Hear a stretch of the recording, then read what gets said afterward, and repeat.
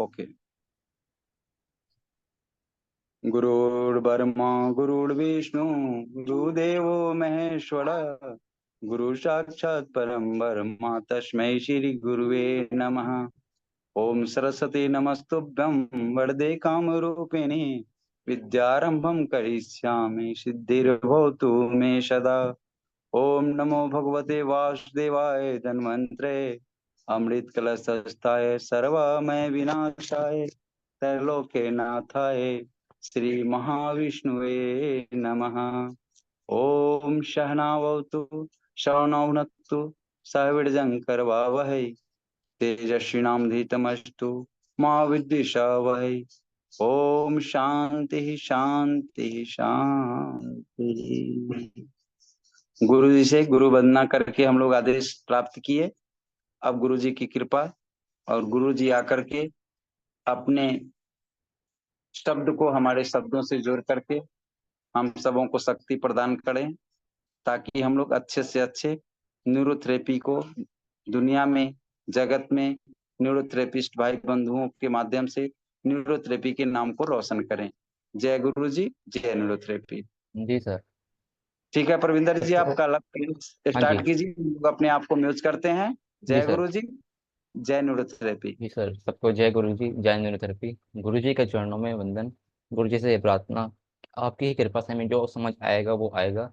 हमें कुछ आता जाता नहीं, हमें कुछ नहीं आता, ये हमारा समर्पण है। और हम पूरी तरह समर्पित हैं आपके प्रति। जो आप सिखाएंगे, जो आपकी कृपा से मिलेगा हमें, वही हमें समझ आएगा। तो आज का जो हमारा टॉपिक था वो था इंसोमिनिया। जो होता है मतलब रात को नींद ना आना। नींद ना आने के बहुत सारे कारण होते हैं। एलोपैथी कहती है, मॉडर्न मेडिकल साइंस कहती है सेरोटोनिन कम है, कोई केमिकल की कमी है, उसकी कोई डेफिशिएंसी है, कुछ भी हो सकता है।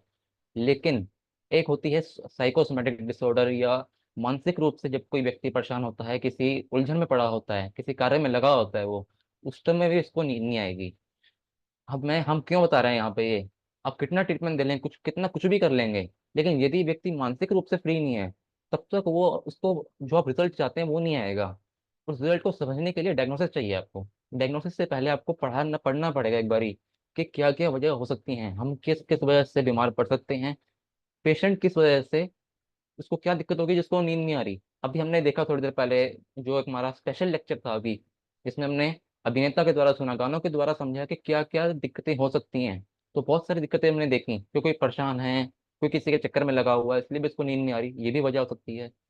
क्यों मैं बता रहा हूँ ये? क्योंकि टीन में दिक्कत बहुत ज्यादा हो गई है। टीन क्या, उससे बड़े लोगों में भी दिक्कत होती जा रही है।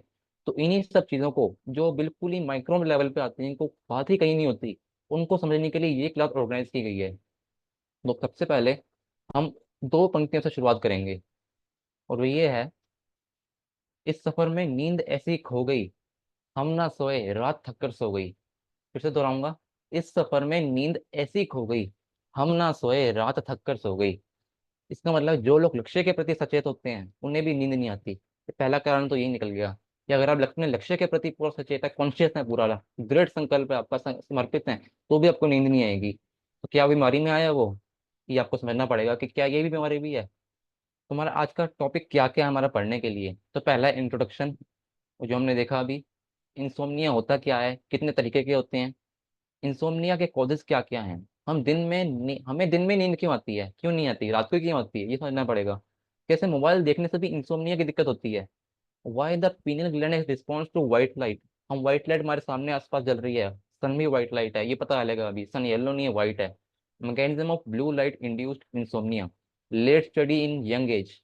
और हमारा फिर रहेगा ENS, enteric nervous system, gut brain axis, relationship between constipation and insomnia, कैसे कब्ज के होने से इंसोम्निया हो सकता है। Improve digestive system, activating pineal gland, increase serotonin. और सेरोटोनिन में और मेलाटोनिन में क्या क्या डिफरेंस होते हैं, हम कैसे पहचानें कि उसको क्या चाहिए। ट्रीटमेंट तो हमारे पास है, नींद सभी से आएगी, लेकिन वो चाहता क्या है हमारे से, बॉडी क्या मांग रही है, बॉडी को क्या चाहिए, उसका मन क्या मांग रहा है, उसका दिमाग क्या मांग रहा है, वो खुद क्या मांग रहा है, इसको पहचानना जरूरी है। क्योंकि हर दिक्कत सिर्फ केमिकल कम होने से नहीं आती, कुछ दिक्कत यहाँ से भी आती है, यहाँ से भी केमिकल कम हो जाएगा उसका।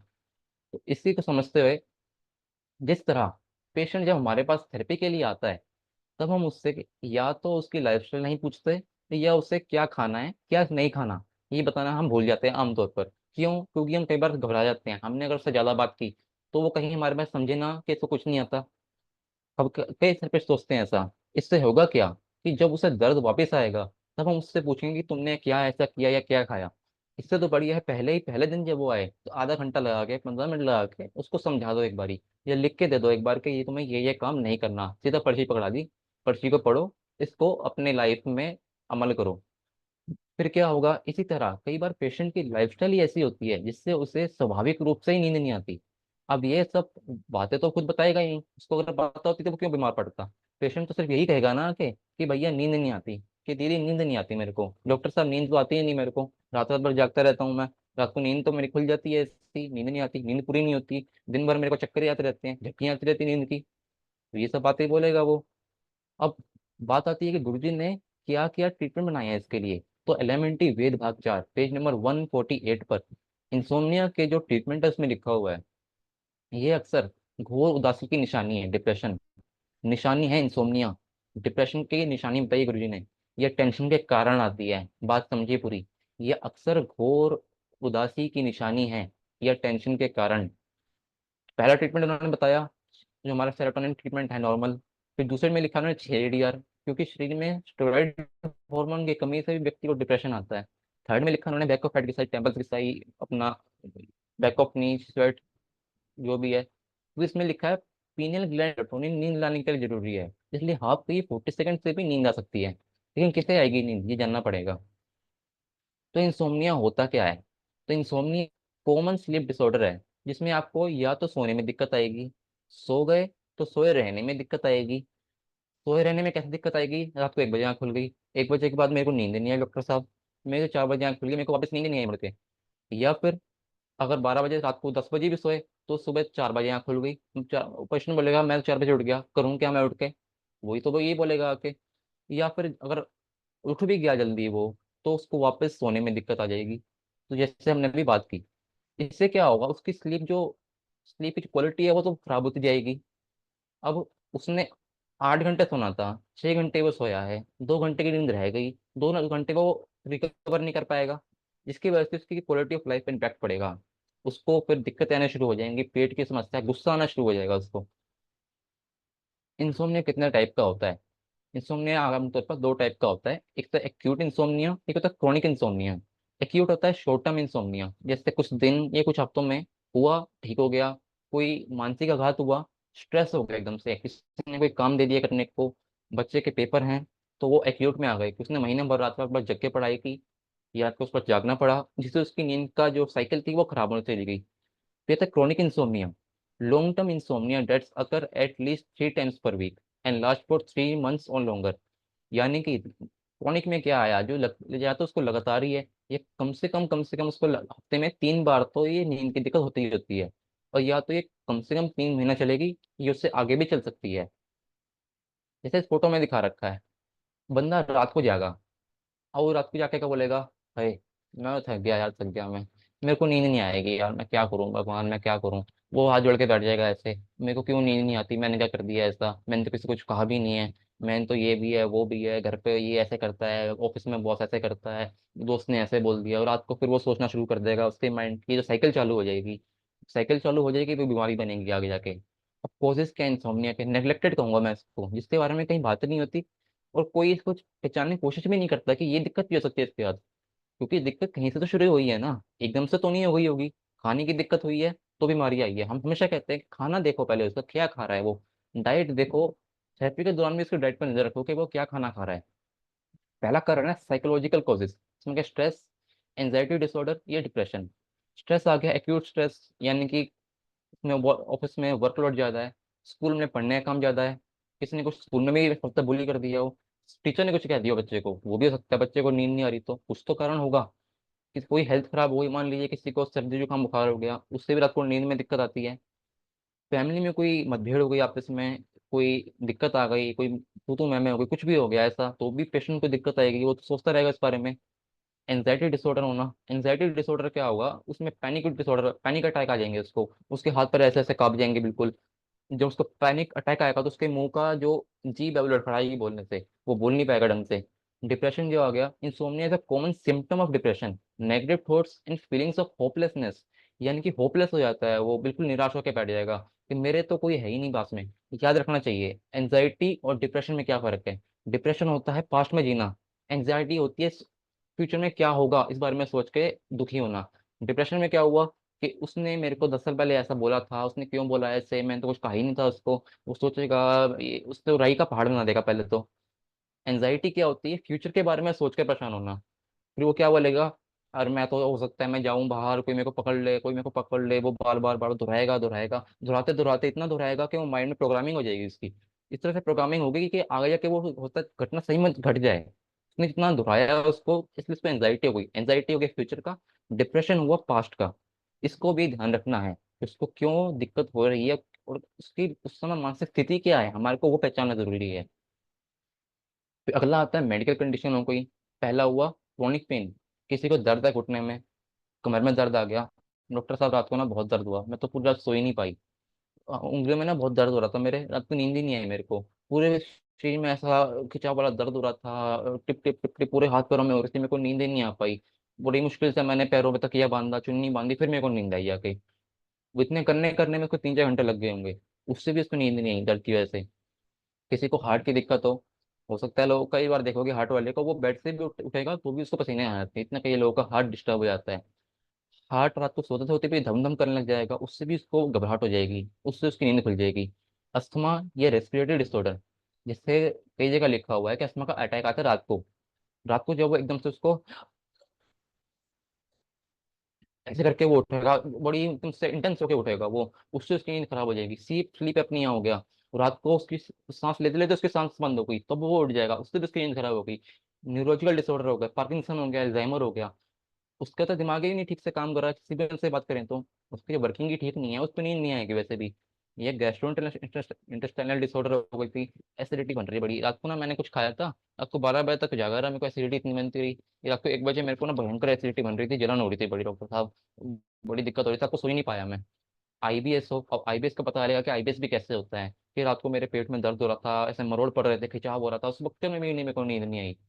अब वो नींद ना आने के इतने सारे कारण बनते जा रहे हैं, आगे और भी दिखेंगे। कोई उसने दवाई ली हो, क्योंकि कई दवाइयां ऐसी भी होती हैं जिससे नींद ना आने की दिक्कत हो जाती है। क्योंकि हर एक ड्रग का कोई ना कोई तो इफेक्ट होगा, तो कोई साइड इफेक्ट का या कुछ भी कह लें, लेकिन कोई इफेक्ट तो है उसका जो वो दिखा रही है साइड बाय साइड। तो कई दवाइयां से भी नींद नहीं आती। तो पेशेंट के बारे में जब हम हिस्ट्री लें, उससे ये भी पूछें कि तुम दवाइयाँ कौन सी खा रहे हो। आज के टाइम में तो आपको दिक्कत कोई नहीं है, आप एक बार नेट पर डालेंगे इसके साइड इफेक्ट क्या है, तब लिखा आ जाएगा। उससे हम अंदाजा लगा सकते हैं कि हो सकता है इस वजह से नींद ना आ रही हो। Life factor, irregular sleep schedule, रात की शिफ्ट मिल गई, कई कॉल सेंटर में काम करते हैं, कई लोगों को ऑफिस का काम ही इतना होता है कि उनको रात को 12 बजे तक जागना ही पड़ता, वो मजबूरी हो जाती है उनकी। उससे भी उनका सर्काडियन रिदम, यानी कि हमारी जो बॉडी है वो एक बायोलॉजिकल क्लॉक है, उसने हर एक कार्य का एक समय निर्धारित किया हुआ है कि ये कार्य इसी टाइम पे होगा।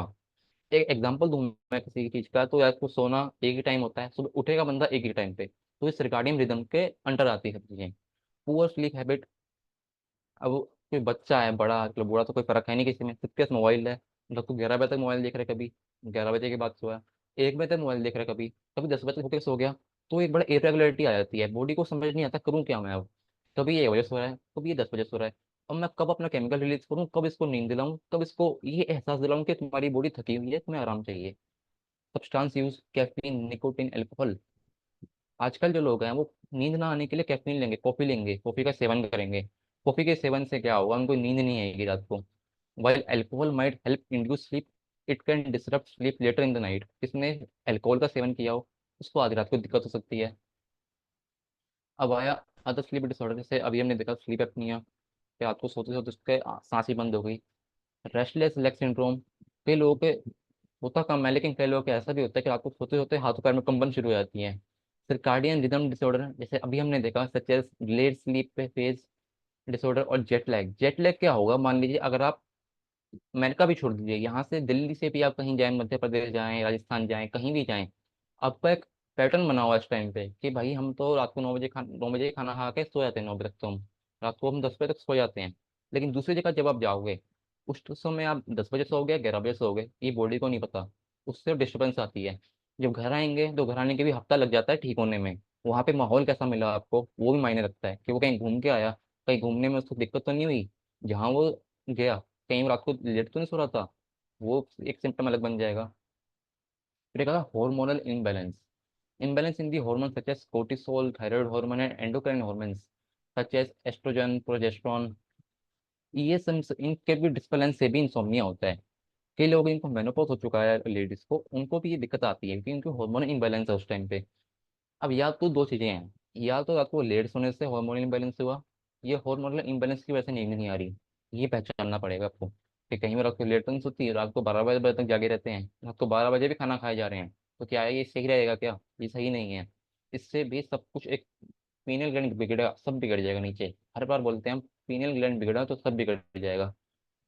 लेकिन हमें दिन के उजाले में नींद क्यों नहीं आती, ये बात समझने वाली है। अभी भी हम बैठे हैं, हमारे को इतनी नींद नहीं आएगी, दिन में हम पूरे टाइम रहे नींद नहीं आई, क्यों? पहले ये समझिए कि सूरज, सूर्य की जो किरणें हैं, सूरज जो है येलो कलर का नहीं है बल्कि वो व्हाइट कलर का है, क्योंकि वो तारा है। मतलब उसकी जो रोशनी है वो व्हाइट रंग की ही है। अर्थ की लेयर्स जो हैं, बहुत सारी लेयर्स हैं अर्थ की जो प्रोटेक्शन देती है हमारे अर्थ को अलग अलग राइट से। अर्थ की लेयर को वो पार करते हुए सूर्य की रोशनी जब अर्थ पर टकराती है तब हमें येलो कलर की दिखाई देती हैं, लेकिन असल में वो व्हाइट होती हैं। अब जब, अब ये तो जो व्हाइट लाइट है, हम सब ने देखा है कि यही सूर्य की रोशनी से रेनबो बनता है। इसमें 7 अलग अलग रंग होते हैं, लेकिन हमारे रेटिना के रिसेप्टर्स, हम देख कैसे रहे हैं अभी, सामने से लाइट आई रेटिना पे गई, उसने प्रोसेसिंग की अंदर तो पता चला हमारे को, लेकिन हमारे रेटिना के कुछ रिसेप्टर्स है, खास रिसेप्टर्स, वो कुछ खास रंगों के प्रति ज्यादा संवेदनशील है, यानी कि सेंसिटिव है। उसमें से एक है ब्लू लाइट।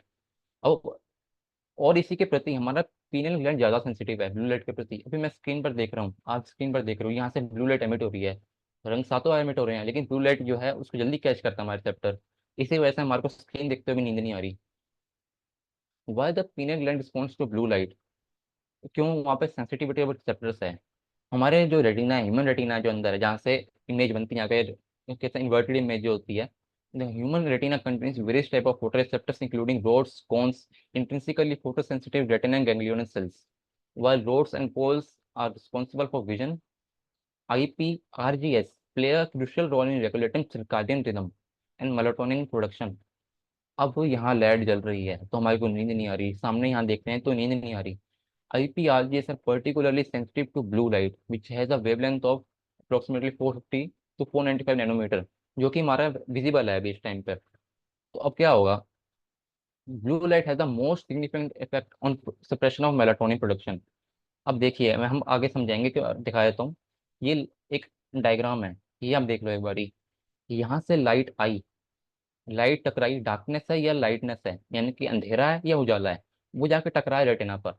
रेटिना ने बताया हाइपोथैलेमस पर। हाइपोथैलेमस का एक पार्ट है सुप्रा काइजमेटिक न्यूक्लियस, उसका जो सिग्नल जाएगा superior ganglion, superior cervical ganglion, वहां से जाएगा पीनियल ग्लैंड पे, फिर पीनियल ग्लैंड मेलाटोनिन रिलीज करेगा। लेकिन अब इसमें देखेंगे कि ब्लू लाइट का जो इफेक्ट है, ब्लू लाइट के इफेक्ट से हमारा जो मेलाटोनिन का प्रोडक्शन है वो सप्रेस होता है। मैं देख रहा हूँ यहाँ पे तो उस टाइम में मेलाटोनिन नहीं बनेगा। This is because blue light is most efficient at stimulating the IPRGS, which then sends signal to the suprachiasmatic nucleus in the hypothalamus. यहाँ से लाइट गई, उसने बताया कि यहाँ पे भी ब्लू लाइट आ रही है, यानी कि अभी रात नहीं हुई है। उसको तो ये लग रहा है कि रात हुई नहीं है, क्योंकि यही ब्लू लाइट हमारे सन में भी आ रही है, हमारे स्क्रीन से भी निकल रही है। The SCN is the master clock that regulates the body's circadian rhythm. When IPRGs are activated by blue light, they signal the SCN, which in turn signals the pineal gland to inhibit melatonin secretion. अब फिर से समझिए एक बार, क्यों नींद नहीं आ रही हमारे को दिन में। ये बात अगर समझ ली आपने, आपको समझ आ जाएगा कि क्यों मोबाइल देखने से उसको नींद नहीं आ रही। हमारे जो सन है उसमें 7 रंग है, 7 रंगों में से एक रंग है ब्लू। ब्लू के प्रति हमारे रिसेप्टर्स ज्यादा सेंसिटिव हैं। ब्लू लाइट जब सन के थ्रू हमारे रिसेप्टर्स पर आई तो उसको लगा कि नहीं अभी तो उजाला है, अभी हमारे को सोना नहीं है, अभी मेलाटोनिन रिलीज नहीं करना। जब रात होगी, जब ब्लू लाइट का एमिशन कम होगा, उस समय हमारे रेप्टर्स बताएंगे कि हाँ अब अंधेरा हो गया है। अब करते करते फिर पीनल ग्लैंड तक बात पहुंचेगी, फिर वो वहां से मेलाटोनिन रिलीज करेगा, फिर हमारी बॉडी को थकावट महसूस होगी, फिर हम सोएंगे। अब हम देखेंगे, although sunlight is composed of all visible colors, blue light is particularly abundant during the daytime. This abundance of blue light during the daytime keep us alert.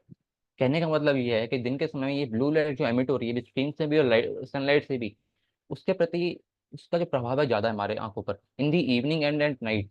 रात में और शाम के टाइम जब सूरज ढलना शुरू होता है, तो ये जो ब्लू लाइट का जो प्रभाव है वो कम होने लगता है एनवायरनमेंट के थ्रू ही। तो इसके द्वारा ही मेलाटोनिन का प्रोडक्शन जो है बढ़ता है। इसलिए आप देखेंगे जहाँ पर स्क्रीन की जो स्क्रीन टाइम है वो कम है, गांव वगैरह में वहाँ पे लोग 8-9 बजे सो जाते हैं, क्योंकि वहाँ पे अंधेरा क्योंकि खुला इलाका है, यहाँ तो पता नहीं चलेगा कमरे के अंदर कि क्या है क्या नहीं है, हम तो लाइट पे डिपेंडेंट है इस टाइम पे। तो इसलिए गुरु जी ने बोला था कि लाइट जला के नहीं सोना, अंधेरा करके सोना है। समरी क्या है, हमने क्या निष्कर्ष निकाला इससे? The pineal gland response to blue light rather than other colours is due to the specific sensitivity of IPRGS to blue light. The sensitivity plays a crucial role in regulating the circadian rhythm and melatonin production. ये melatonin कहाँ से release होता है हमारा? Pineal gland. Pineal gland के लिए क्या देते हैं? हाफ कई 40 सेकंड।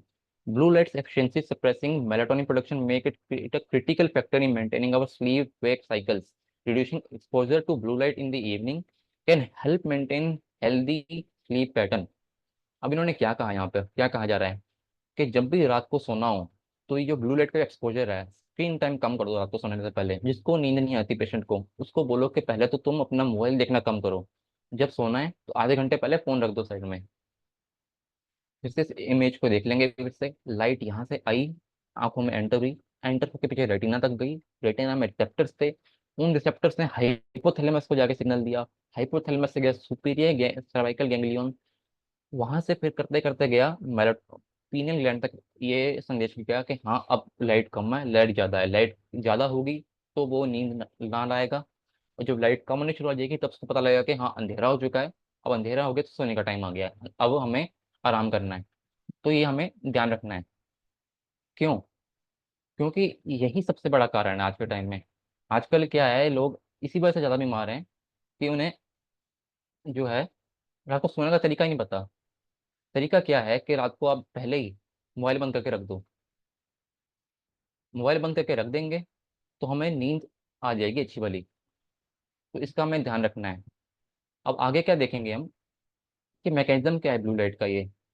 अब क्या चक्कर है ब्लू लाइट का भी, कि ब्लू लाइट तो आती है हमारी पहले मोबाइल से भी आती है और हमारा सनलाइट से भी आती है। तो सनलाइट से जब आएगी तो उसको तो पहले यही है कि अभी तो उजाला हुआ ही नहीं है, सीधी बात। अब उजाला नहीं हुआ तो उसमें क्या काम करता है? हमारा मेलेटोनिन काम करता है। मेलेटोनिन एक हार्मोन है जो पीनल ग्लैंड से निकलता है। उसका काम है स्लीप वेक साइकिल, कब जागना है कब सोना है, इसको ध्यान में रखना। लेकिन इसमें इसी उसमें ब्लू लाइट इंटरफेयर कर जाती है, स्क्रीन हमारे इंटरफेयर कर जाती है। आगे देखते हैं हम। अब अगला है हमारा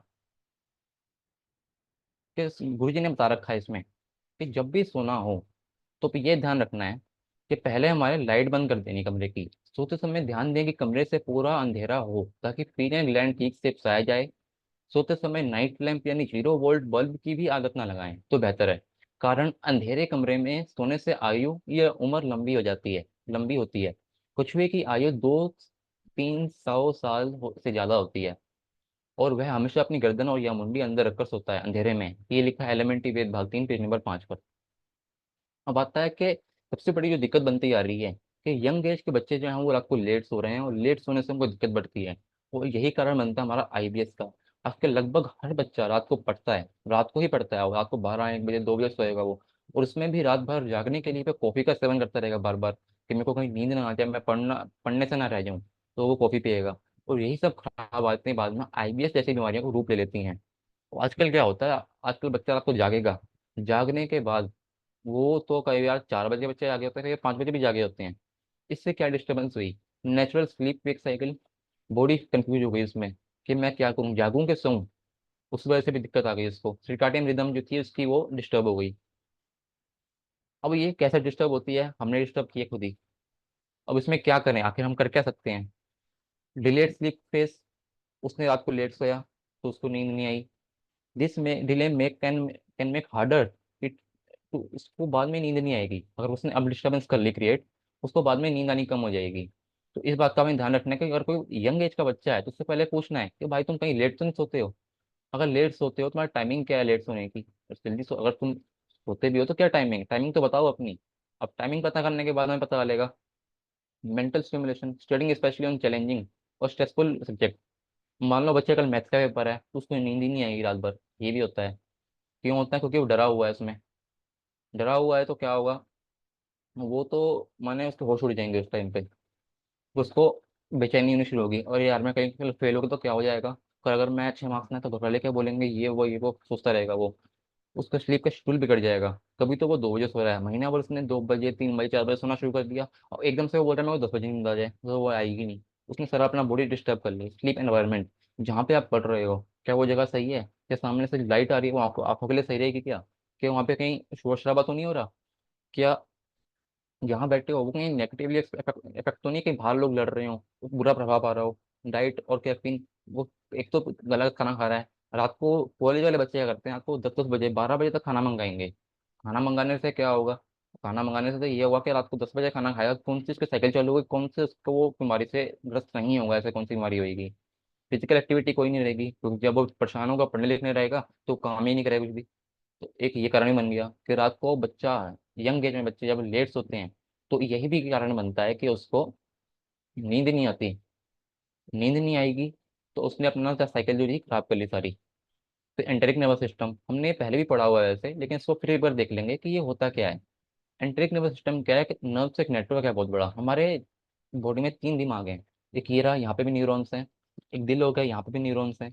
एक हो गया इंटेस्टाइन, यहाँ पे भी न्यूरॉन्स हैं। इन न्यूरॉन्स के द्वारा अलग अलग केमिकल सिक्रिएट किए जाते हैं। अब कौन से केमिकल्स यहाँ पे होते हैं, जो जो हमारे केमिकल्स ब्रेन में बनेंगे वो इंटेस्टाइन में बनते हैं, जैसे सेरोटोनिन डोपामिन ये सब। जहाँ यहाँ बन रहे हो तो यहाँ भी बनते हैं, और दिल में भी बनते हैं वो। इसलिए कई बार बंदा कहता है मेरे को अच्छी फीलिंग नहीं आ रही, मेरे को दिल में अजीब सा लग रहा है, घबराहट सी हो रही है, तो ये होता है एंटरिक नर्वस सिस्टम। इंटेस्टाइन के नर्वस सिस्टम को एंटरिक नर्वस सिस्टम कहते हैं। अब आता है gut brain axis. The gut brain axis है बाय डायरेक्शनल कम्युनिकेशन, यानी कि यहाँ से मैसेज यहाँ भी जाएगा, यहाँ से मैसेज यहाँ भी आएगा। जो आपके ब्रेन के इमोशनल और कोग्निटिव सेंटर्स हैं, यानी कि अगर पेट ठीक नहीं होगा तो दिमाग खराब हो जाएगा, दिमाग ठीक नहीं होगा तो पेट खराब हो जाएगा। दोनों आपस में इंटरकनेक्टेड हैं। ये क्यों बात बताई हमने पहले, यही सब बेस था कि क्यों उसको दिक्कत आई। समझ तो आए पहले दिक्कत क्या है, उसको तो निवारण हो। जब तक उसको पता ही नहीं चलेगा कि वो घर पे परेशान है, वो अपने बॉस से परेशान है, कैसे परेशान है वो, जब उसको पता चल जाएगा हमारे को ये दिक्कत है, उसको एक बार थोड़ी काउंसलिंग करेंगे, काउंसलिंग करने से वो ठीक हो सकता है इसमें। About 90% of the body serotonin is produced in the gastro intestinal tract. Body का जो 90% जो हमारा सेरोटोनिन है वो हमारा जीआई यानी कि ईएनए से बनता है। यहाँ भी बनता है और यहाँ भी बनता है, specifically in the enterochromaffin cells of the gut. Serotonin का काम क्या है? मूड रेगुलेशन करना, जो हम कहते हैं हैप्पी हार्मोन, जिससे खुशी आती है, मन में खुशी एहसास होता है। स्लीप आना और डाइजेशन का भी होना उसमें काम करता है ये। आखिर कब्ज और इंसोम्निया में क्या क्या रिलेशन है, वो कैसे इंटरकनेक्टेड है? अभी जैसा हमने देखा कि हमारे अब्डोमेन में एंटेरिक नर्वस सिस्टम है, और उसका संबंध हमारे सीएनएस सेंट्रल नर्वस सिस्टम के साथ है। लेकिन उससे पहले जैसे गुरुजी हमेशा कहते थे कि किसी भी टारगेट ट्रीटमेंट से पहले रॉ मटेरियल का ट्रीटमेंट देना जरूरी है। आजकल क्या देखा जाता है कि लोगों को, पेशेंट आएगा वो बोलेगा नींद नहीं आ रही, तो एट मुडुला 10-15 बार दिन में, 6-6 बार, रात को भी तुम भी ले लो, सुबह भी ले लेना, दोपहर को भी ले लेना, अगले दिन आएगा फिर ले लेना। अब सेरोटोनिन कैसे बनता है? सेरोटोनिन का रॉ मटेरियल है ट्रिप्टोफैन अमीनो एसिड। ट्रिप्टोफैन एक एसेंशियल अमीनो एसिड है, जिसका मतलब है कि शरीर उसे खुद नहीं बनाएगा, हमें एक्सटर्नली खाने के द्वारा लेना पड़ेगा। अब खाना इसने खा कैसे रहा है? जंक फूड खा रहे हैं सब आजकल। खाना खा भी लिया, अच्छा, तो क्या वो डायरेक्ट डाइजेस्ट हो सकता है? डाइजेस्ट तो होएगा ही नहीं जब उसका पेट ही गड़बड़ है तो। और इसके एक्सट्रैक्शन, मतलब उसका खाने में से उसको सोखना, फिर प्रोसेसिंग करना, फिर उसको हजम करके उसका सेरोटोनिन बनाना, ये इसके लिए डाइजेशन ठीक होना अति आवश्यक है, अति अति। तो अगर ये ठीक नहीं होगा तो कुछ भी ठीक नहीं होगा। कई बार तो ऐसा देखा जाता है कि पेशेंट को हमने सिर्फ एनएन भी दिया, एनएन देते ही उसको नशा आ जाता है दिमाग में, वो कहते हैं मेरे को तो बहुत बढ़िया आराम आ गया, उसको नींद आने लग जाती है। क्यों, कैसा होता है? क्योंकि जो उसके खाने में जो अनपचा खाना था, जो खाना डाइजेस्ट हो ही नहीं रहता, हमारे एक ट्रीटमेंट से वो डाइजेस्ट होना शुरू किया, प्रोसेसिंग हुई उसकी, और जो केमिकल्स नहीं बन रहे थे वो बन गए। इसलिए उसको उस टाइम बहुत बढ़िया लगा।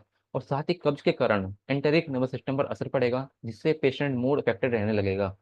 पेट खराब होगा, किसी को भी देख लेना कभी, वो उसका जिसका पेट खराब होगा ना, ज्यादा पेट खराब होने लगेगा, वो चिड़चिड़ा हो जाएगा, उसको गुस्सा आएगा बार बार।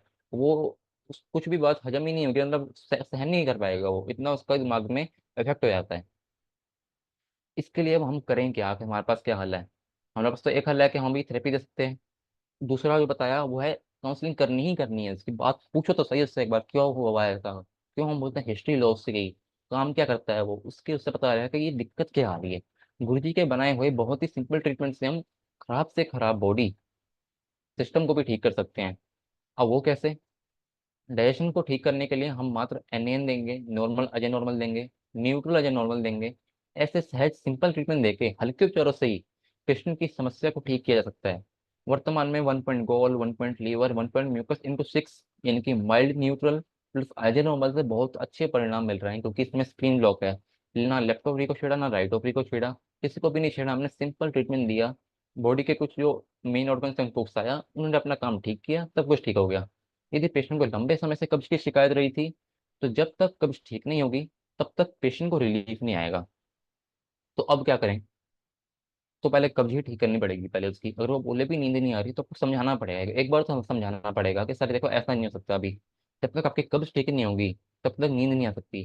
हालांकि वो तो अड़ा रहेगा अपनी बात पर, लेकिन हमें भी अड़ना पड़ेगा थोड़ा सा, क्योंकि अगर हमने शुरू में उसको दे दिया और बाद में उसको दिक्कत आई तो वो ज्यादा दिमाग खाएगा हमारा, सिंपल बात है। क्योंकि होता है ऐसा, चलो बाद में पेशेंट जब बीच में रिजल्ट आना कम होता है तो वो रिजल्ट ना आने से परेशान हो जाता है कि अरे भैया कल तक तो मैं बहुत बड़े सो रहा था, आज पता नहीं क्या हो गया, आज तो नींद ही नहीं आई। कल तक तो दर्द बिल्कुल ठीक था, आज पता नहीं क्या हो गया, आज तो दर्द ही बढ़ गया मेरा। तो उससे तो वो ज़्यादा परेशान हो जाएगा। सभी पेशेंट में लार्ज इंटेस्टाइन पर फोकस करना बहुत जरूरी है। लार्ज इंटेस्टाइन को पूरी तरह से क्लियर करने के बाद हमें बेस्ट रिजल्ट मिलेंगे। डाइजेशन ठीक करने के बाद बेटर ये गोल हो गया हमारा, यूडीएफ ट्रीटमेंट हो गया, 125 डीसीसी हो गया, या सूटेबल हेपरिन ट्रीटमेंट देकर हम पेशेंट की स्थिति को और भी बढ़िया कर सकते हैं। लेकिन जब तक उसका डाइजेशन ना सुधरे तब तक फिर अगला देखेंगे पीनियल ग्लैंड और मेलाटोनिन का जो संबंध है। क्या है ये पीनियल ग्लैंड मेलाटोनिन? मेलाटोनिन ना मेलाटोनिन जो है वो ट्रिप्टोफैन नामक एक अमीनो एसिड और सेरोटोनिन से मेलाटोनिन का उत्पादन होता है। अब बात समझिए कि जब तक बॉडी में ट्रिप्टोफैन नाम का अमीनो एसिड यानी कि रॉ मटेरियल नहीं है और सेरोटोनिन बनता है ट्रिप्टोफैन से है, तो दोनों का होना जरूरी है। दोनों कैसे होंगे? मतलब पेट में रॉ मटेरियल नहीं होगा, हमारी बॉडी में रॉ मटेरियल नहीं होगा, यानी कई बरसों तक यूरिया आता हो, उसके शरीर में ट्रिप्टोफैन ठीक से नहीं बन पाएगा। जो ठीक वक्त पर नहीं सोए या जिन्हें ठीक से नींद नहीं आती उसके शरीर में सेरोटोनिन नहीं बनेगा। तो इन दोनों की कमी से अपने मेलाटोनिन की कमी हो जाती है। ये पीनियल ग्लैंड का एक मैसेंजर है। जो पीनियल ग्लैंड अपना सारा कार्य इसी से करवाता है कि तुम्हें सोना है, अब उठना है। इसका ये कार्य है कि ये सचेत करेगा, ये बॉडी को ऐसा करेगा कि तुम्हें अब सोने की जरूरत है, तुम्हारे को थकान होती है। उसमें दो बात आती हैं, पेशेंट को तो खाने के बाद भी नींद आती है। वो कैसे आती है? क्योंकि उस समय ब्लड का सप्लाई होता है वो पेट की तरफ ज्यादा होता है, दिमाग की तरफ कम होता है, इसलिए उसको नींद आती है। ये लिखा हुआ हमारा एलिमेंट्री वेद भाग 1 पेज नंबर 66 पर। उसी में एक और पैराग्राफ भी है। अन्य हॉर्मोन्स को रेगुलेट करना एवं होम्योस्टेसिस को बनाए रखना, बायोलॉजिकल क्लॉक यानी हमें कब और कितनी देर सोना चाहिए और कब जागना चाहिए इत्यादि। एजिंग प्रोसेस यानी शरीर में किस गति से बुढ़ापे की निशानियां दिखने लगती हैं। एंडोक्राइन फंक्शंस और डेवलपमेंट यानी जनंगों का विकास किस उम्र में होना चाहिए और उसकी रुचि बढ़नी चाहिए। इसके अलावा यह निश्चित करना कि लड़की किस उम्र में बालिग होगी, इसका सब कुछ देखने का काम हमारा पीनल ग्लैंड से होता है। बच्चा पैदा करेगी किस उम्र में उसके मासिक धर्म आएंगे। जरूरत होने पर ये थायराइड ग्लैंड के T4 हॉर्मोन्स को T3 में कन्वर्ट कर देता है, जिससे शरीर में ज्यादा एनर्जी और हीट मिलती है। अब किसी की इम्यूनिटी यानी आत्मरक्षा शक्ति कम हो तो मेलाटोनिन हार्मोन बिगड़े हुए थैमस को भी सुधार सकता है। कई बार देखेंगे आप कई जगह पर हाफ की 40 सेकंड का इस्तेमाल किया गया है, लेकिन हमेशा तब किया गया है जब पहले रॉ मटेरियल का ट्रीटमेंट दे रखा हो। ये हमेशा टारगेट ट्रीटमेंट पे बात लिखी गई है यहाँ पे कि इस ट्रीटमेंट से इस बीमारी में असर मिलता है। लेकिन उससे पहले गुरुजी ने हर बार बोला है कि हमारे जो रॉ मटेरियल का ट्रीटमेंट है वो न्यूरोथेरेपी के पिलर्स हैं। जब तक पिलर्स ही मजबूत नहीं होंगे, पिलर्स ही ठीक से खड़े नहीं होंगे, तब तक उसके ऊपर की इमारत कैसे खड़ी होगी। सन 2006 में गुरुजी ने एक अद्भुत अद्भुत उपचार निकाला, जिसे देने के बाद देखा गया कि सेरिब्रल एट्रोफी यानी दिमाग की एट्रोफी भी खत्म हो जाती है। सो ये सोचा जाता है कि इस उपचार के द्वारा हम पीनियल ग्लैंड को उकसाते हैं। उपचार है हमारा हाफ के 40 सेकंड × 6 ट्रीटमेंट मेलाटोनिन बनाने तथा पीनियल ग्लैंड को उकसाने के लिए हाफ के 40 सेकंड ट्रीटमेंट, और एक काम भी करता है लोगों में। लेकिन अभी हम देखेंगे कि किन लोगों में काम करेगा एक बार। Activating pineal gland. खराब जीवन शैली के कारण वर्तमान में सभी व्यक्ति देर रात तक जागते हैं, जिसके कारण पीनियल ग्लैंड सही समय पर एक्टिवेट नहीं हो पाता और वहीं से सारी गड़बड़ी शुरू होती है। पीनियल ग्लैंड जो होगा वो पिट्यूटरी को करेगा। हमारा जो ट्रीटमेंट होता है हमारा, गुरुजी ने हर बार बोला है एंटीरियर पिट्यूटरी को अगर उकसाना है तो पीनियल ग्लैंड चाहिए ही चाहिए। हमारे ट्रीटमेंट कैसे शुरू होते हैं इसके? आपके ये 40 सेकंड इंटू इंटू वन जो होता है हमारा, फिर आता है हमारा हाइपोथैलेमस हाइपोथैलेमस से फिर पिट्यूटरी को सिग्नल देगा, फिर पिट्यूटरी से चाहे तो thyroid, adrenal, endocrine gland signal देगा। और इसी पीनियल ग्लैंड के कम काम करने से पूरे सिस्टम पर असर पड़ता है। जैसे हमने शुरू में बोला, या तो पेट खराब होने से दिक्कत आई है नींद की, या तो हमारा उसके और या तो हमारी गलती, हमारी जीवन शैली खराब थी ऐसी कि हमने रात रात भर जागा, ठीक से सोई नहीं, अपने खुद का ध्यान नहीं रखा। कंडीशन सिम्टम हिस्ट्री के अनुसार हाफ पी 40 सेकंड इंटू 6 दे सकते हैं। उसका और अच्छा एक जो एडवांस ट्रीटमेंट है वो 15 medulla into 3, half P 40 second, 15 medulla into 3, ये जो है रिसेप्टर्स के लिए दिया गया है यहाँ पे। पता है इंक्रीज सेरोटोनिन प्रोडक्शन। अभी हमने देखा सेरोटोनिन के बारे में, जैसा कि शुरू में बताया गया कि सेरोटोनिन न्यूरोट्रांसमीटर, यहाँ गलत लिखा हुआ है, ट्रिप्टोफैन अमीनो एसिड से बनता है। और सेरोटोनिन के लिए गुरुजी ने 8 मेडुला या फुल सेरोटोनिन ट्रीटमेंट देते थे। और परंतु परंतु ध्यान रहे कि शरीर में रॉ मटेरियल का होना अति आवश्यक है। यदि रॉ मटेरियल नहीं होगा या कम मात्रा में होगा तो कोई भी केमिकल ट्रीटमेंट लंबे समय तक असर नहीं दे पाएगा। तो अभी शुरू में क्या बताया कि एन न्यूट्रल जैसे ट्रीटमेंट दो शुरू में, उसकी बॉडी को वापस से उकसाओ, वापस से उसको रीएक्टिवेट करो, और उसको काउंसलिंग करो फिर से। मतलब काउंसलिंग जरूरी है इन चीज़ों में, क्योंकि जब वो पूरी ने शुरू में लिख दिया कि डिप्रेशन एंजाइटी की वजह से ही एक सिम्टम आता है, तो पहले ये तो जानो कि डिप्रेशन एंजाइटी हो क्यों रही है इसको। अब यही नहीं पता चलेगा कि इसका कारण क्या है, तो हम इसको कैसे ठीक करेंगे। अब बात हो गई इसकी, अब आता है कि 8 मेडुला से पहले अगर 15 मेडुला इंटू 2 देंगे रिसेप्टर्स के लिए तो और अच्छे रिजल्ट देखने को मिलते हैं। इसमें विड्रॉयल एंड डिपॉजिट का प्रिंसिपल लागू होता है। समय समय पर डिपॉजिट के लिए रॉ मटेरियल का ट्रीटमेंट एन न्यूट्रल यूडीएफ देना जरूरी है। फिर क्या होगा, यदि अगर हमने उसका बॉडी बिल्कुल वीक है और हमने शुरू में ही उसको 8 मेडुला दे दिया, सेरोटोनिन दे दिया, हाफ 40 सेकंड दे दिया, तो पहली बात तो बॉडी ने उसमें जो मटेरियल पड़ा था वो सब उसने यूज कर लिया, जला दिया उसको। जलाने का मतलब है उसने उसको एक चीज से दूसरी चीज बना दी है। अब उसकी चीजें वो खत्म हो गई, डिपॉजिट जो था खत्म हो गया।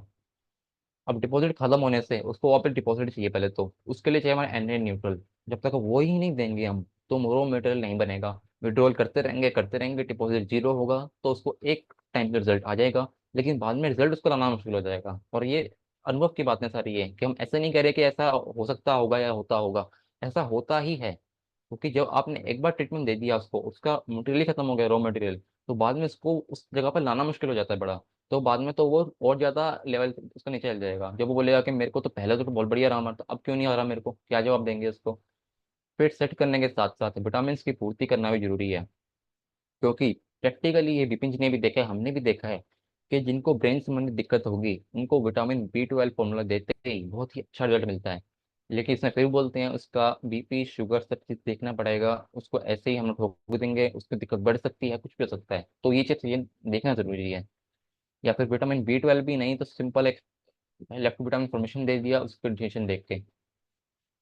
अब बात करते हैं कि सेरोटोनिन में और मेलाटोनिन में फर्क क्या क्या है। अब पता कैसे चले कि भाई क्या देना क्या है, उसको नींद आनी रही कैसे, वो तो पता करना ही पहले। उसका जो साइकोसोमेटिक डिसऑर्डर है, क्यों हुआ ये, वो पता कर लिया। अब उसको पहले तो अति उदासी होना, जैसे गुरु जी ने शुरू में लिखा, तो वो सेरोटोनिन की कमी है। मूड रेगुलेशन, खुश है या उदास है बहुत, तो सेरोटोनिन से आएगा। ब्रेन बिल्कुल हाइपर एक्टिव हो चुका है, मतलब उसको ऐसा जैसे फट जाएगा, वो बोलेगा ऐसे टिप टिप टिप टिप होती है, मतलब ब्रेन की नर्व हाइपर एक्टिव हो चुकी है, इतना उसने सो के, बिना सोए उसने अपना ब्रेन को इतना खराब कर लिया। कोग्निशन यानी कि जो हम बात कर रहे हैं, कुछ किसी ने कुछ बोला उसके रिएक्ट कैसे करेगा वो चीज़ों पर देखना। फिजियोलॉजिकल प्रोसेसेस, उसमें कई सारी चीजें को काम करता है, हजम करने का भी काम करेगा वो। मेलाटोनिन आया जो हाफ पी 40 सेकंड, वो उसका जो मेन काम है वो सोना और जगाना, सर्काडियन रिदम से कौन सा कार्य किस समय होगा उसका नियंत्रण रखना, वो पक्के समय बनाना कि इसी टाइम सोना है तुम्हारे को, वो मेलाटोनिन देखेगा। लेकिन इसके लिए क्या जरूरी बताया हमने कि मोबाइल नहीं देखना, ब्लू लाइट स्क्रीन से जरूर दूर रहना है। कम से कम 15 मिनट आधे घंटे पहले पेशेंट को बोलो कि भाई मोबाइल नहीं देखना तुम्हारे को। उससे उसको फिर आगे बॉडी को जब पता लगेगा कि हाँ अब अंधेरा हुआ है, अभी हम स्क्रीन देख रहे हैं, तो बॉडी को लग रहा है कि नहीं अभी तो उजाला ही है, तो उसको नींद नहीं आएगी इतनी जल्दी। अब थके होने की बात अलग है। Production side, serotonin is produce in both brain and intestine, CNS और ENS देखा हमने। लेकिन जो मेलाटोनिन है वो सिर्फ पीनल ग्लैंड में बनता है। फिर हमारा आता है ट्रिगर प्रोडक्शन, कि सेरोटोनिन कब बनता है। वो serotonin production is influenced by dietary mistake, यानी कि उसका बनना ना बनना तुम्हारे खाने पर पहले डिपेंड करता है, सेरोटोनिन बनेगा या नहीं बनेगा। क्योंकि अगर हमारा पेट ही ठीक नहीं है तो सेरोटोनिन अगर बनेगा ही नहीं तो हमें पहले तो नींद ही नहीं आएगी। अब इसमें क्या होगा, नींद नहीं आएगी, और सेरोटोनिन नहीं होगा तो मेलाटोनिन नहीं बनेगा। Melatonin production is regulated by the light dark circle, increasing the darkness and decreasing in light. जितना अंधेरा होगा कमरे में उतना ही अच्छी नींद आएगी, उतनी जल्दी नींद आएगी। तो यही ध्यान रखें पेशेंट को बोलने के, रात को लाइट बंद करके सो। ज्यादा करना है तो भाई कोई बाहर की लाइट जला लो जिससे आपको उजाला दिखे हल्का हल्का, इसको दिक्कत है ज्यादा। क्योंकि कई बार पेशेंट को आदत ही पड़ रखी होती है बहुत ज्यादा, उसको एकदम से नहीं बंद कर सकते। उसको शुरू शुरू में बोलोगे थोड़ा लाइट डिम करने शुरू कर दो अपनी। इम्पैक्ट ऑन स्लीप, अगर सेरोटोनिन नहीं होगा तो क्या होगा? Serotonin influences sleep indirectly by being a precursor to melatonin. Precursor क्या है? वो एक अंश है उसका मेलाटोनिन का, कि मेलाटोनिन को बनने के लिए सेरोटोनिन और टीएए ट्रिप्टोफैन अमीनो एसिड दोनों चाहिए। मेलाटोनिन डायरेक्टली इन्फ्लुएंस, मेलाटोनिन का जो असर होगा डायरेक्ट होता है, वो जब वो रिलीज होगा तो उसी टाइम नींद आएगी हमारे को। और शरीर को लगेगा कि हाँ अब रेस्ट जरूरी है, नींद नहीं आ रही, वो शरीर को तो एहसास दिलाया कि अब तुम्हें रेस्ट करना, तुम थके हुए हो। इसमें मैं एक और बात और ऐड करूंगा, कि जैसा इसमें देखा हमने कि वो कई पेशेंट को हमने देखा कि नींद की बड़ी दिक्कतें होती हैं, लाइफस्टाइल फैक्टर होते हैं इसमें। एक इसमें हम देख लेंगे कि जो ओल्ड एज के लोग होते हैं उनको भी नींद नहीं आती, क्यों? क्योंकि पहले तो उनके जवानी में बड़ा काम किया होता है, उन्होंने बहुत मेहनत की हुई है, इसका मतलब है। लेकिन एकदम से उनका जब मेहनत छूटती है रिटायरमेंट के बाद, तो उसको नींद नहीं आती। क्यों नींद नहीं आती? क्योंकि बॉडी को ना आदत पड़ी हुई है कि आज तो मैं 10 किलोमीटर दौड़ूंगा तो ही नींद आएगी मेरे को। अब वो आदत तो छूट गई, अब आदत छूट गई, उसको नींद ही नहीं आ रही, क्योंकि बॉडी चाहती है थके, इससे ज्यादा थक जाए ना नींद आ जाएगी मेरे को। तो उसके लिए जरूरी है कि इसके पूछो कि क्या दिक्कत है, अभी क्या हुआ ऐसा कि वो तुम्हें नींद नहीं आ रही। एक साल पहले तक नींद आ रही थी, अब तुमने क्या क्या इंसिडेंट हुए तुम्हारी लाइफ में अभी तक, वो बताओ मेरे को। उससे पता चलेगा कि इसको क्यों नींद नहीं आ रही। अब आगे बात होती है कि उसको पहले बोलेंगे भाई कसरत करो, जो भी करना है करो, लेकिन बॉडी को थोड़ा थकाओ, बॉडी में थोड़ी मूवमेंट तो आए, तभी तो बॉडी थकेगी। बॉडी थकेगी नहीं तो वो सोएगी कैसे? फिर इसमें आता है कि हमने टू मेडुला का भी इस्तेमाल किया हुआ है कई कई जगह, कि जिन लोगों को एट मेडुला से असर नहीं आ रहा था उनको टू मेडुला से भी असर आया है नींद में। और ये आजमाया हुआ है सही में। जिनको टू मेडुला क्या है? गावा है, गावा है एक इनिबिटरी हार्मोन है, वो जो हाइपर एक्टिवनेस थी ब्रेन में, तो लोगों को टू मेडुला से भी कार्य किया है। ऐसे लोग जिन्हें काफी ज्यादा एंजाइटी होती है, इंसोम्निया की दिक्कत होती है, उन्हें टू मेडुला देने से लाभ मिलता है। एंजाइटी के कारण ऐसे लोगों के हाथ कांपते हैं बड़ी, मतलब वो इतना घबरा जाएंगे ना, वो बोलते बोलते भैया वो सांस चढ़ जाएगी एकदम से, वो बोल नहीं पाएगा। पर एंजाइटी का अटैक कितनी जोर का आता है उस टाइम में, तो ऐसे लोगों में टू मेडुला का असर देखा गया है। अब क्या होगा इसमें, और कि टू मोडुलर कैसे देना है? पहले रोमेंट का ट्रीटमेंट देके फिर टू मोडुलर देना अच्छा है, लेकिन टू मोडुलर के साथ बाकी ट्रीटमेंट का ध्यान रखना चाहिए, क्या देना है क्या नहीं देना। और इसमें सबसे पहले पेशेंट को कहें, या सबसे पहले आखिरी इलाज जो है, पहला और आखिरी, वो इतना ही है। सबसे पहला और आखिरी इलाज इतना ही है कि पेशेंट की काउंसलिंग करनी ही पड़ेगी आपको। काउंसलिंग नहीं करोगे, हिस्ट्री तो लो उसके एक बार की, भाई क्या घटना क्या घटी। जैसे आजकल कैसे केस आ रहे हैं लोगों के, किसी का ब्रेकअप हो गया, किसी का डिवोर्स हो गया, तो वो अति उदासी डिप्रेशन में चले गए कि 5 साल में डिवोर्स को, तब से जब से डिवोर्स हुआ ही ऐसी है, जब से ब्रेकअप हुआ। कई बार लोगों के होते हैं ऐसे केस कि कहीं से धमकियां आ रही हैं उसको, तो उसको बेचैनी होती है दिमाग में कि भाई अब क्या होगा मेरा, केस ने मेरे को कह तो नहीं दिया कि कुछ कह देगा। किसने, बंदे ने किसी ने लोन ले रखा है कहीं से, उसको उसकी टेंशन, रात भर नींद नहीं आ रही। हम दिए जा रहे हैं 8 मिनट, उसको तो लोन की टेंशन पड़ी हुई है, इसको कैसे नींद आएगी? ये वो सोचे जा रहा है कि मैं लोन नहीं चुकाया तो यही हो जाएगा वो हो जाएगा। किसी को अन्य समस्याएं भी सकती हैं। जब तक पेशेंट को ये समझ नहीं आएगा कि उसकी खराब लाइफ स्टाइल के ही उसकी बीमारी का कारण है, तब तक वो ठीक नहीं हो सकता, तब तक वो खुद को बदलेगा नहीं, और तब तक उसको पूरी तरह आराम नहीं आएगा। पेशेंट को नहीं पता, ये अब जान लीजिए, पेशेंट तो अनजान बन के आता है हमारे पास कि इसको कुछ पता ही नहीं है। हालांकि इसको बीमारी के बारे में पता है, लेकिन इतना उसको पहले पता होता तो क्यों बीमार होता वो? हमें उसको बताना पड़ेगा कि इस वजह से तुम बीमार हो। ज्यादा सोचना नहीं है तुम्हारे को, सोचोगे तो और ज्यादा तुम्हें नींद की कमी हो जाएगी। ज्यादा जितना तुम खुद को स्ट्रेस दोगे ना रात के टाइम में, उतनी कम नींद आएगी। तो स्ट्रेस कम करने के लिए हमें ट्रीटमेंट देना जरूरी है। जरूरी नहीं है कि हम सिर्फ नींद के लिए दें, स्ट्रेस कम करने के लिए भी हम ट्रीटमेंट देंगे उसको। स्ट्रेस कैसे कम होगा? या तो हमारा ट्रीटमेंट जो है ही वो है, और बात करने से उससे, वो क्यों उदास है? क्योंकि बात करने को कोई है ही नहीं।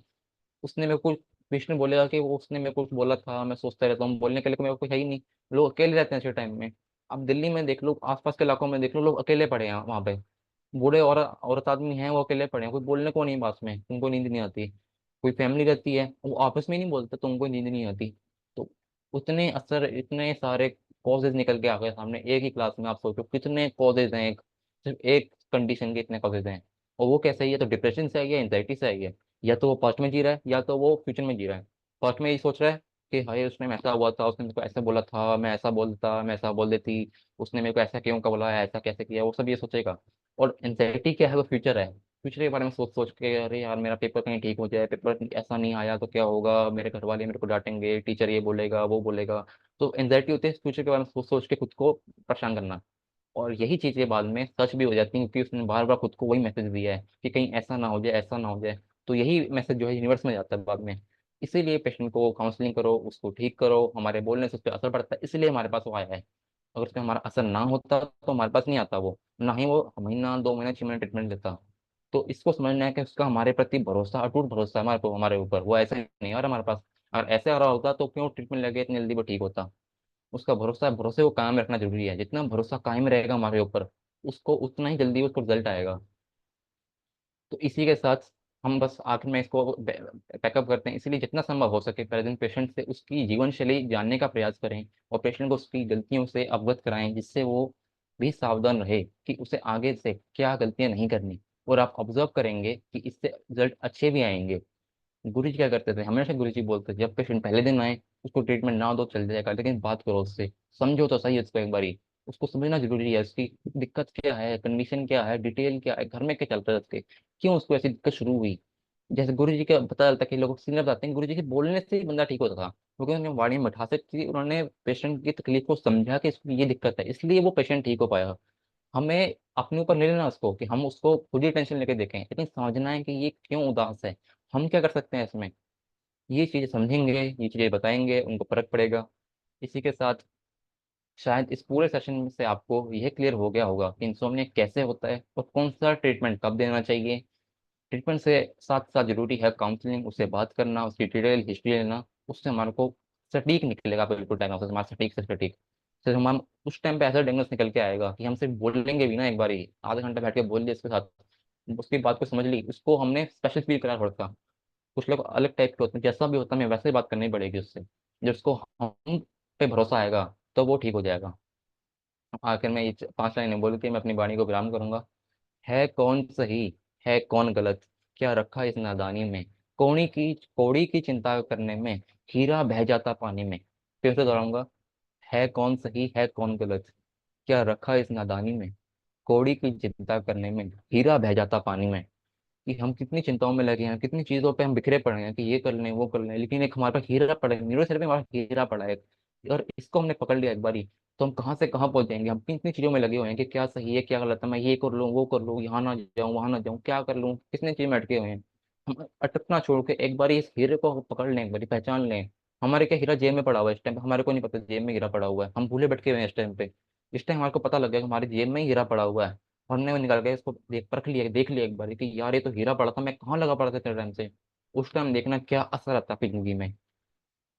तो इसका श्रेय कहाँ जाता है, किसने किया ये सब, किसने बताया, हमें तो पता नहीं कहाँ से आया ये। मैं तो सीधा हाथ खड़े करता हूँ, मेरे को नहीं पता, ये कितना तो पक्का है कि हमने ही नहीं किया। ये काम हमारे बस का है भी नहीं। तो जिसके बस का है उसको आखिरी में एक बार प्रणाम करके अपने वाणी को विराम देता हूँ। परमात्मा का धन्यवाद, गुरु जी का धन्यवाद, गुरु जी की कृपा हम पर सदा ऐसी बनी रहे और सबको ऐसे ही समझाते रहे गुरु जी। हमें तो पता ही नहीं, मेरे को नहीं पता, मैं तो हाथ खड़े ऐसे थे कि मेरे को नहीं पता ये कहाँ से आया है, लेकिन गुरु जी ने बताया। ये गुरु जी की कृपा से आपको समझ में आएगा, मेरे बताने से कुछ नहीं होगा। गुरु जी समझाएंगे जो समझाएंगे। तो ये बात समझ लीजिए आप। तो अपनी वाणी को विराम देते हुए गुरु जी का धन्यवाद, परमात्मा का धन्यवाद, जय गुरु जी, जय न्यूरोथेरेपी। बहुत बहुत धन्यवाद। इस शब्द को हम सबों को याद रखना है और बार बार कहना है कि तेरा तुझको अर्पण, क्या लागे बिल्कुल मेरा। यानी जिसका है वो कर रहे हैं। इस बात पे हमेशा याद करके और उनको मतलब याद कराते रहिए कि गुरुजी ये आपका है, आपका बिल्कुल काम है, आप कर रहे हैं, इसलिए तेरा तुझको अर्पण। मेरा कुछ नहीं है गुरुजी, हम कुछ भी नहीं कर पा रहे हैं। बिल्कुल इससे बड़ा और इससे पावरफुल कोई शब्द नहीं हो सकता हम बिल्कुल। न्यूरोथेरेपिस्टों के लिए, क्या हर किसी के लिए जो गुरु जी पे विश्वास, जो न्यूरोथेरेपिस्ट हैं अपने गुरु जी पे विश्वास कर रहे हैं, जी जो सर। जो हरि पे विश्वास करने वाले लोग हैं, जो न्यूरोथेरेपिस्ट नहीं है वो हरि पे विश्वास करते हैं, तो वो हरि को बोलें कि हरि ये जगत तेरा, करते तू हो, इसलिए तेरा तुझको अर्पण। बिल्कुल और आप जो करते हैं गुरु जी अच्छा करते हैं, हम जो अपना दिमाग लगाते हैं वहीं पे बिल्कुल। अटकते हैं। गुरुजी जो भी करते हैं वो अच्छा करते हैं। बिल्कुल सर। प्यारे दोस्तों, हमारे गुरुजी के लाडले, हमारे भाई बहनों, उम्मीद है जी क्लास सर। आप सबों को बहुत अच्छा लगा होगा। और हाँ परविंदर जी। जी का बहुत बहुत धन्यवाद। साथ में